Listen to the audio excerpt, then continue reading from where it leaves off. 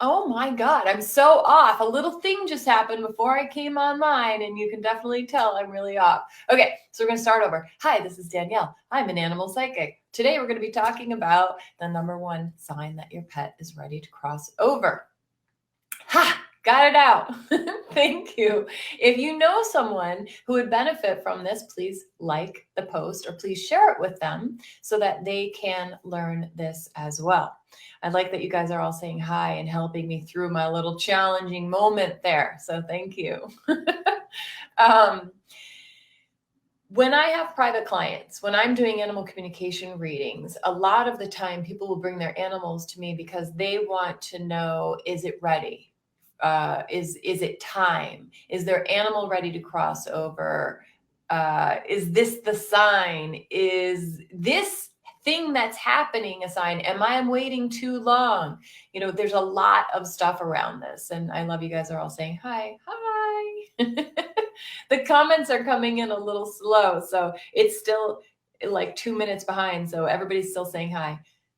Thank you for saying hi.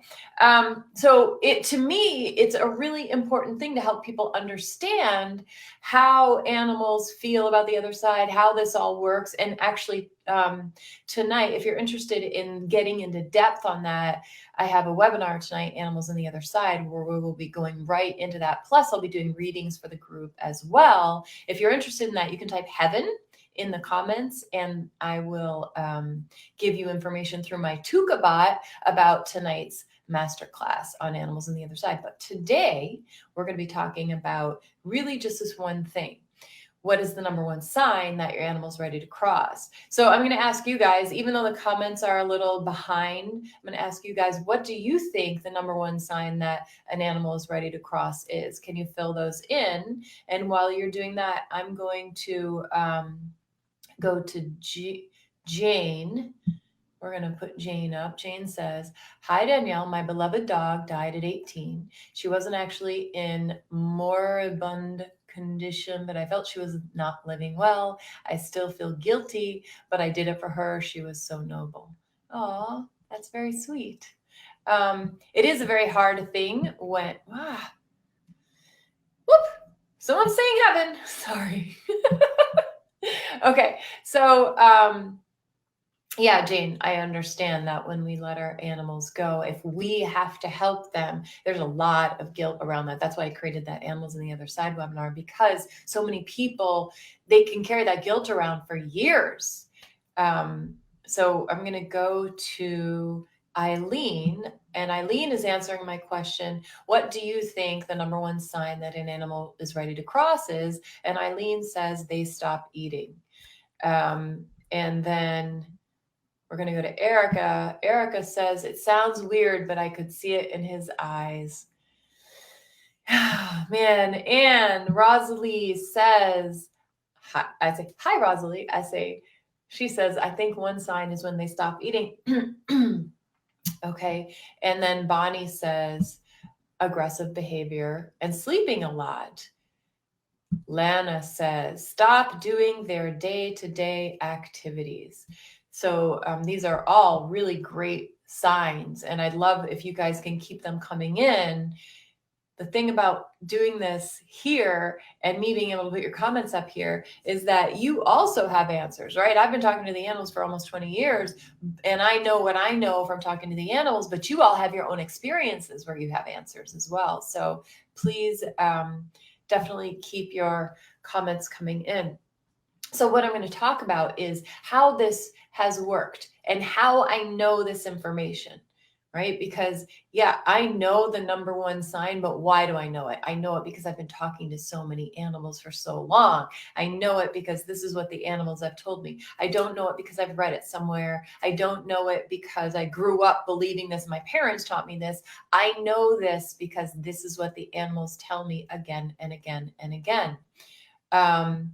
So Rosie says, I'm so close with my dog, I feel like I will just know. And it's, we're going to go to this one. This person says, I help animals cross over. These are all great examples that I see. I agree. They're great examples. but I need to make clear that all I know is what I know from the animals. So before I start talking about this, and when I do my webinar tonight, Animals on the Other Side, everything that I'm going to teach is purely from the animals. So it's my experience with the animals, and so the animals have told me, and had the animals tell the humans as well.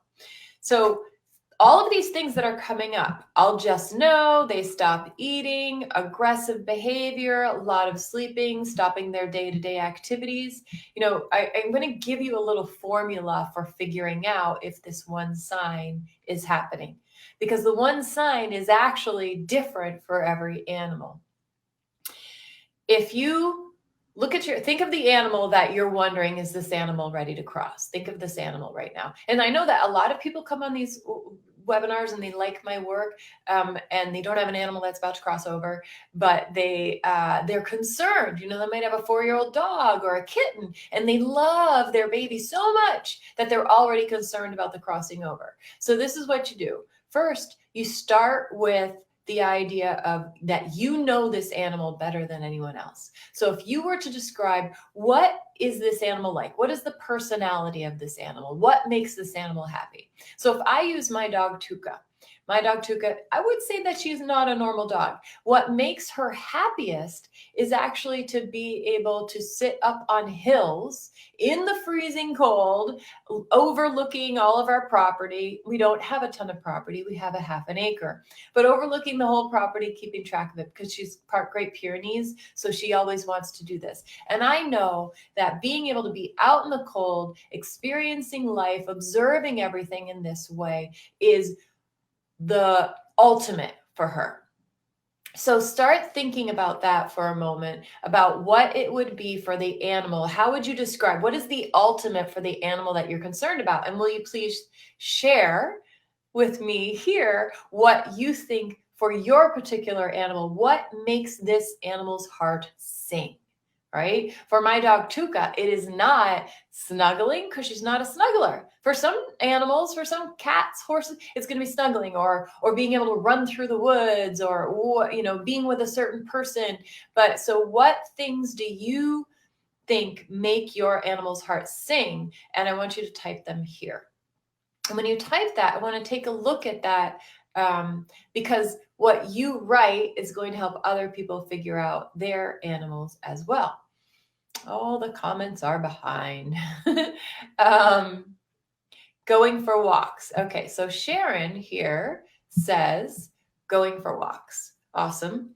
So Sharon, I don't know who the animal is that you're talking about, but if your beloved pet couldn't go for walks, that would be hard, because this is what makes that pet's heart sing.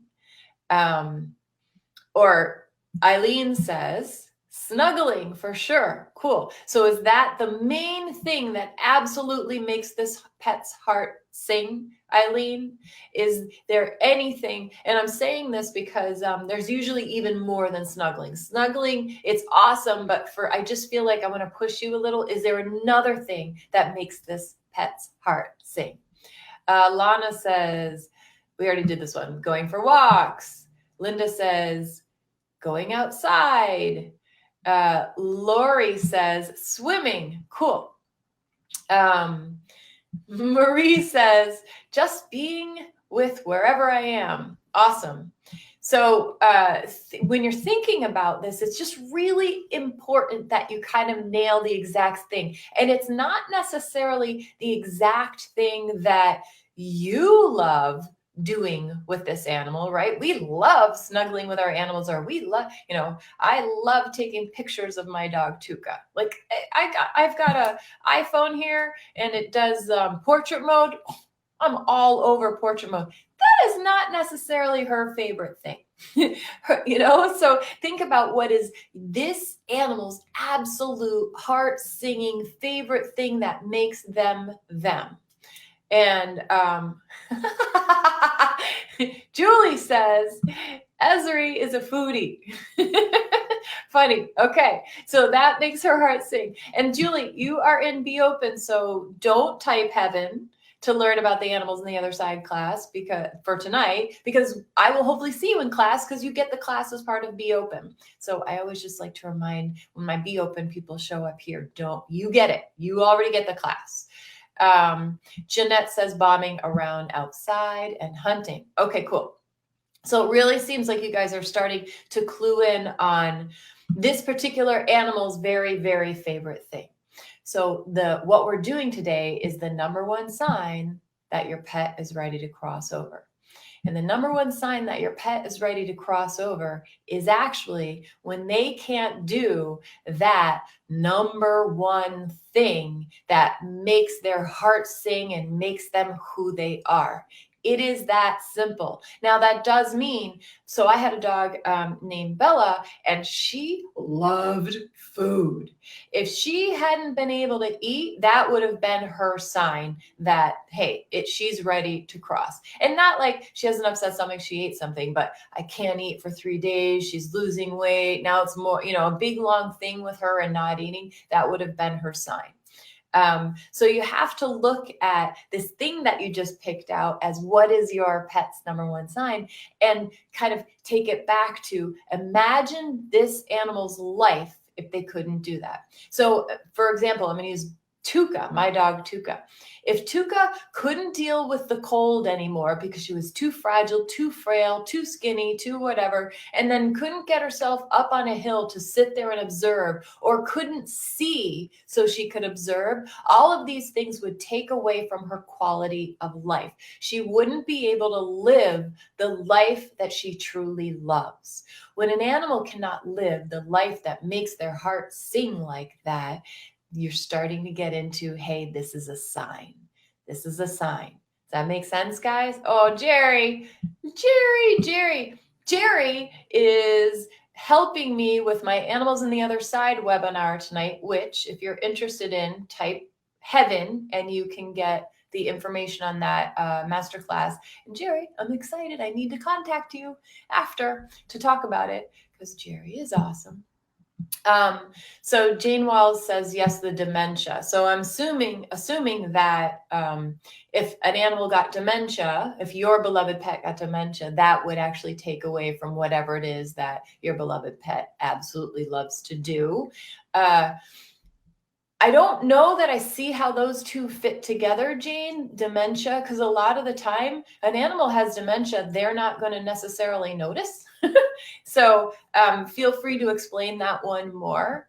All right. Susan says, not sure if you saw it. This is what Jane's referring to. Not sure if you saw it. What do you do when your dog has dementia so activity has changed? It's the same thing, right? An animal that has dementia still has the same loves, still has the same desire, still is that animal. They might just get confused, but if they don't have any access to the thing that makes them, to the thing that makes their heart truly sing, they're really losing their quality of life. If you couldn't do in your life the things that made you happiest, how happy is that life? So if you have a sick animal, not just, okay, the animal's wearing a cast, but if you have a sick animal and that animal is starting to not be able to go through life the way it makes that animal happiest, it's time to take a look at things. Now, there are differences. So my dog Bella, she was a jumper. She loved food. Like these things were really important to her. And she loved jumping. As she got older, she was less and less able to jump as high. She also didn't try because she was learning and I was growing and she was reacting in her animal lesson to that. But she also couldn't jump as high.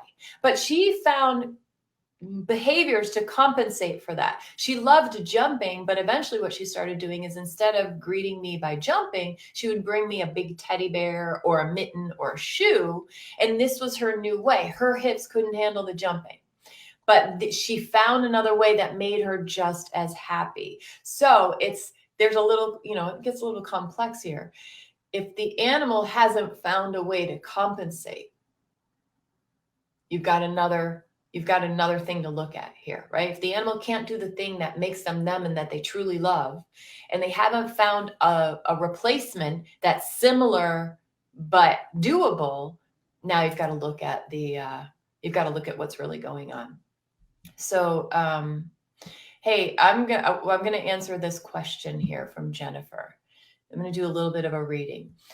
Hammer passed away a few weeks ago. Does he know how much we love him? Actually, what I'm going to do is I totally talk about that whole question and what the answer is and how animals feel about that question in my Animals on the Other Side webinar. But I am going to connect with Hammer and Jennifer as I connect with Hammer. This is nothing special, except it is special. Hammer says that you spent a lot, shows me a picture. You spent a lot of time talking in Hammer's ear. I love you so much. I love you. It was just you made it very clear. So I just wanted you to know that Jennifer, that's what's going on with Hammer. My dog loves riding in the car to Grandpa's house. So that would be a good one to look at, right? Who's this? Selena? That would be a good one to look at when your dog can no longer go in the car, when your dog is no longer enjoying the car rides, when Grandpa's house is no longer fun. You're starting to lose that quality of life.